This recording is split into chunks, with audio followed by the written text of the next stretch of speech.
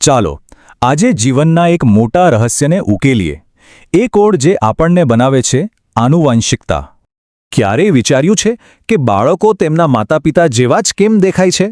આ એક એવો સવાલ છે જે આપણા બધાના મનમાં ક્યારેક ને ક્યારેક તો આવ્યો જ હશે, ખરું ને?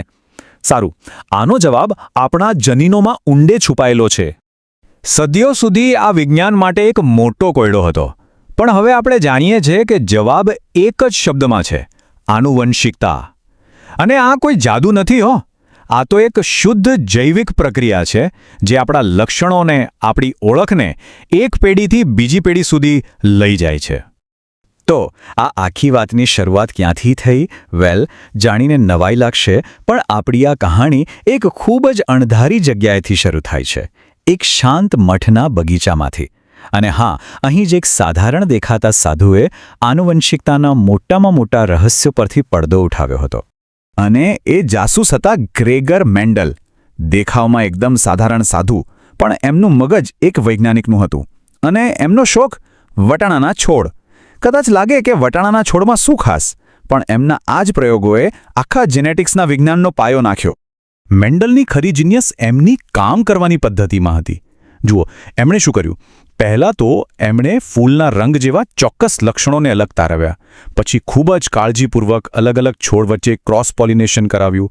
અને સૌથી અગત્યનું, એ દરેક નવી પેઢીમાં આવતા લક્ષણોને ધીરજથી ગણતા રહ્યા. એમનું આ જે સિસ્ટમેટિક એપ્રોચ હતો ને, એના કારણે જ એ એવી પેટર્ન જોઈ શક્યા જે એમના પહેલાં કોઈ નહોતું જોઈ શક્યું. અને એમને જે મળ્યું એ ખરેખર ક્રાંતિકારી હતું. મેન્ડલને સમજાયું કે આ વારસો કોઈ આડેધડ પ્રક્રિયા નથી. ના, એ તો ચોક્કસ પાક્કા નિયમોને અનુસરે છે. અને આ જ નિયમો, જેને આજે આપણે મેન્ડલના નિયમો તરીકે ઓળખીએ છીએ, એ આધુનિક જેનેટિક્સનો પાયો છે. આખી રમત જ બદલાઈ ગઈ. તો આ બધા નિયમોના કેન્દ્રમાં શું છે? એક નાનકડી પણ શક્તિશાળી વસ્તુ: જનીન. હવે જનીન શું છે? ચાલો એને એકદમ સરળ રીતે સમજીએ. વિચારો કે આપણું શરીર એક રેસિપી બુક છે, તો જનીન એમાં લખેલી એક એક સૂચના છે. જેમ કે આંખનો રંગ કેવો હશે, વાળ સીધા હશે કે વાંકડિયા, બધું જ.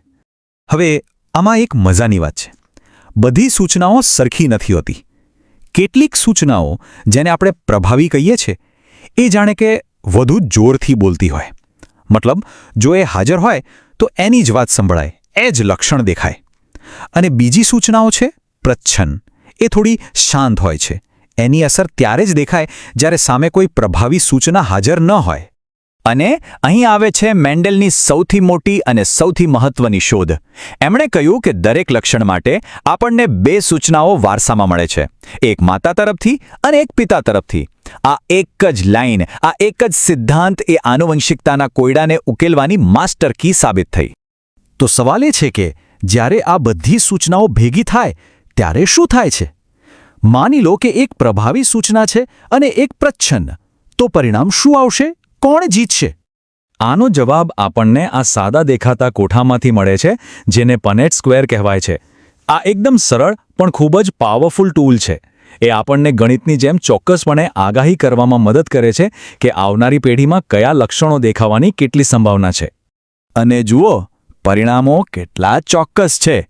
મેન્ડલના નિયમો પ્રમાણે લગભગ 75% કિસ્સાઓમાં પ્રભાવી લક્ષણ જ દેખાશે. અને પેલું શાંત એટલે કે પ્રચ્છન્ન લક્ષણ, એને દેખાવાની તક માત્ર 25% મળશે. આ બધું ગણિત છે, કોઈ સંયોગ નથી. સારું, આ બધી તો થઈ થિયરીની વાત. પણ ચાલો હવે એકદમ વાસ્તવિક ઉદાહરણ જોઈએ, જ્યાં આ નિયમો બરાબર કામ કરે છે. અને એ છે મનુષ્યોમાં લિંગનું નિર્ધારણ. જાણે કે 50-50નો એક જેનેટિક સિક્કાઓ છાડ.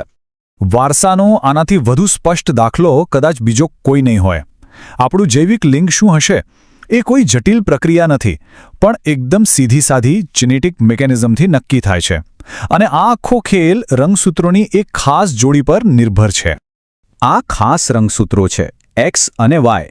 જૈવિક રીતે માતા પાસેથી હંમેશા એક્સ રંગસૂત્ર જ મળે છે, પણ પિતા પાસેથી એક્સ અથવા વાય રંગસૂત્ર મળી શકે છે. અને અહીં જ ખરી રમત છે. જો પિતા તરફથી વાય રંગસૂત્ર આવે તો એ જ પુરુષ લિંગ નક્કી કરે છે. ટૂંકમાં, સ્ત્રીઓમાં 2 એક્સ અને પુરુષોમાં 1 એક્સ અને 1 વાય રંગસૂત્ર હોય છે. તો ફરી એકવાર પનેટ સ્ક્વેર જોઈએ. જુઓ, માતા પાસેથી તો બંને સંભાવનાઓમાં એક્સ જ આવશે. હવે જો પિતા પાસે પણ એક્સ રંગસૂત્ર આવે તો જોડી બનશે XX, એટલે કે સંતાન સ્ત્રી હશે. અને જો પિતા પાસેથી વાય રંગસૂત્ર આવે તો જોડી બનશે XY અને સંતાન પુરુષ હશે. એકદમ સ્પષ્ટ. અને આનું પરિણામ એકદમ 50-50ની તક. 50% સંભાવના XX એટલે કે સ્ત્રીની અને 50% સંભાવના XY એટલે કે પુરુષની. આ કોઈ અકસ્માત કે સંયોગ નથી, પણ મેન્ડલના આનુવંશિકતાના નિયમોનું સીધું અને સચોટ પરિણામ છે. તો આ આખી ચર્ચાનો સાર શું છે? સૌથી મહત્વની વાત એ છે કે આનુવંશિકતા કોઈ રહસ્યમય ભેળસેળવાળી પ્રક્રિયા નથી. એ તો માહિતીની એક એવી સિસ્ટમ છે જેની આપણે આગાહી કરી શકીએ છીએ, જે પેઢી દર પેઢી ચોક્કસ નિયમો સાથે આગળ વધે છે. મેન્ડલના કામને કારણે જ આ રહસ્ય વિજ્ઞાન બન્યું.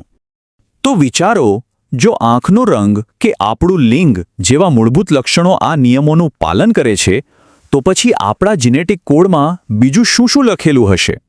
આપણા સ્વભાવ, આપણી બીમારીઓ, આપણી ક્ષમતાઓ. આ એવા સવાલો છે જે આપણને ભવિષ્ય તરફ લઈ જાય છે અને જેના જવાબો વૈજ્ઞાનિકો આજે પણ શોધી રહ્યા છે.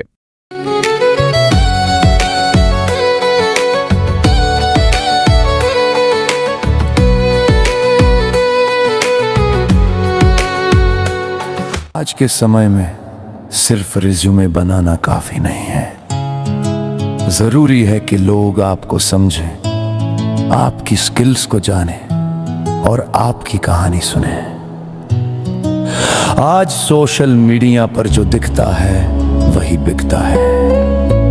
इसीलिए हम लाए हैं रिज्यूम एक्सप्लेनेशन वीडियो सर्विस, जहां आपका रिज्यूम ये प्रोफेशनल तरीके से ये आसान भाषा में समझाया जाता है.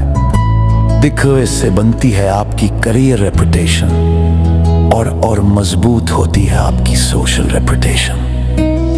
जब आप अपना रिज्यूम वीडियो सोशल मीडिया पर शेयर करते हैं तो लोग आपको सिर्फ नाम से नहीं, आपकी काबिलियत से पहचानते हैं. क्योंकि आपकी पहचान मायने रखती है.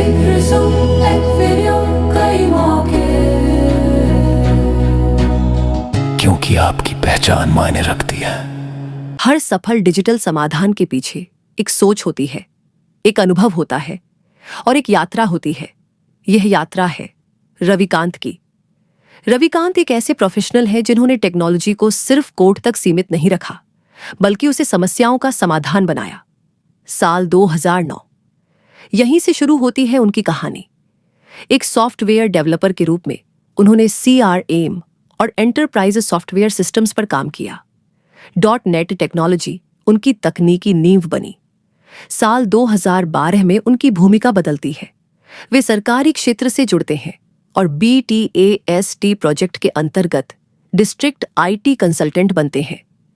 यह परियोजना बिहार सरकार और DFID यूनाइटेड किंगडम के सहयोग से चलाई जा रही थी. यहां उन्होंने सीखा कि टेक्नोलॉजी नीतियों को कैसे लागू करती है और सिस्टम लाखों लोगों को कैसे प्रभावित करते हैं. साल 2014, एक नया अध्याय. रविकांत केयर इंडिया से जुड़ते हैं, एक वैश्विक संगठन जो स्वास्थ्य, शिक्षा और सामाजिक विकास के क्षेत्र में दुनिया भर में कार्य करता है. यह अनुभव उनके दृष्टिकोण को और व्यापक बनाता है. साल 2015 में वे software education and research private limited का हिस्सा बनते हैं. यहां वे शिक्षा, स्वास्थ्य, चुनाव, पुलिस और वित्त विभाग जैसी महत्वपूर्ण सरकारी परियोजनाओं पर काम करते हैं. यह चरण उनकी तकनीकी परिपक्वता को नई ऊंचाइयों तक ले जाता है. साल 2016, अंतर्राष्ट्रीय अनुभव. रविकांत IPE ग्लोबल के साथ काम करते हैं, एक संस्था जो 100 से अधिक देशों में विकास परियोजनाएं संचालित करती है. लेकिन साल 2017 में एक बड़ा निर्णय लिया जाता है, स्वतंत्र रूप से कुछ अपना बनाने का. परिवार, मित्रों और प्रोफेशनल पार्टनर्स के सहयोग से वे कस्टम सॉफ्टवेयर और वेबसाइट डेवलपमेंट की सेवाएं शुरू करते हैं. साल 2018 से उनका फोकस स्पष्ट होता है, स्कूल ERP सॉल्यूशंस. ऐसे समाधान जो स्कूलों के शैक्षणिक और प्रशासनिक कार्यों को डिजिटल, सरल और प्रभावी बनाते हैं। साल 2019 में सफल साझेदारियों के साथ यह कार्य और तेजी से आगे बढ़ता है। आज रविकांत एक बिजनेस सॉल्यूशंस प्रोवाइडर हैं। वे प्रदान करते हैं school ERP solutions, customised software development, mobile app development, professional advertisement, video making. हर प्रोजेक्ट में अनुभव, समर्पण और गुणवत्ता झलकती है।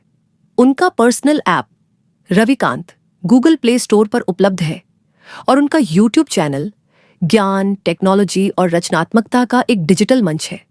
दुर्गापुर, पश्चिम बंगाल से वे देश और संस्थानों के लिए डिजिटल समाधान बना रहे हैं। ये कहानी सिर्फ बीते वर्षों की नहीं है, ये कहानी है भविष्य को डिजिटल रूप देने की। रविकांत उन प्रोफेशनल्स में से हैं जो टेक्नोलॉजी को भरोसे के साथ जोड़ते हैं। आज रविकांत उन नामों में से एक हैं जिन पर संस्थाएं भरोसा करती हैं, क्योंकि यहां सिर्फ सॉफ्टवेयर नहीं बनते, यहां समाधान तैयार होते हैं।